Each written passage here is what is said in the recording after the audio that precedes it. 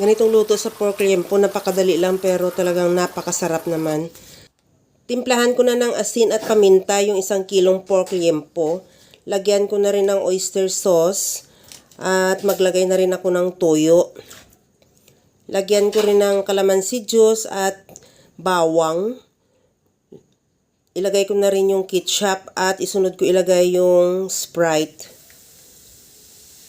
Kahit anong soda lemon pwede. At ihalo ko lang hanggang sa mag-mix yung lahat nating ingredients at i-marinate ko muna ng at least 1 hour. O kung may extra time ka, overnight mas maganda.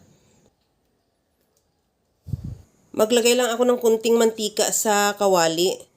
At i-sear ko na yung pork liempo na binabad natin kanina. Tinanggal ko yan sa pinagbabaran. At antayin lang din na mag-brown yung kabilang side at saka natin yan baliktarin.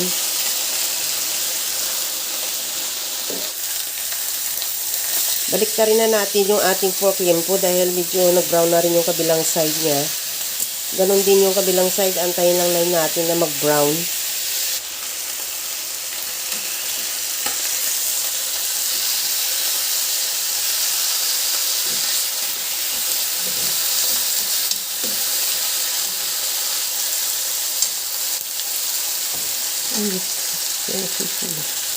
Pagka ganito na yung kulay niya, okay na yan. Ilagay ko na yung pinagbabaran.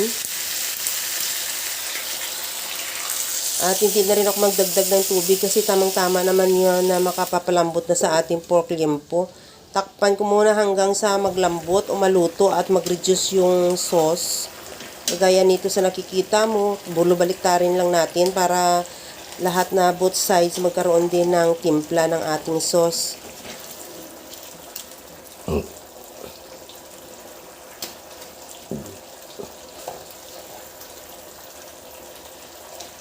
Since malambot na rin yung ating karne o pork liempo, okay na yan at nag-reduce na rin yung sauce niya. Kung gusto mo pa ng medyo mas dry o mas tuyo, pwede mo palutuin siya ng hanggang sa makuha mo lang yung gusto mong sauce. At okay na yan, ready to serve na. Kaya mga kalasa, kung nagustuhan mo yung ating video, please like na lang at pakishare na rin sa inyong mga friends. At kung bago ka pa lang sa aking channel, subscribe na at i-click mo na rin ang bell button para sa mga notification. Okay na tong ating pork barbecue sa kawali, ready to serve na. Hanggang sa muli mga kalasa, thank you for watching. Bye-bye!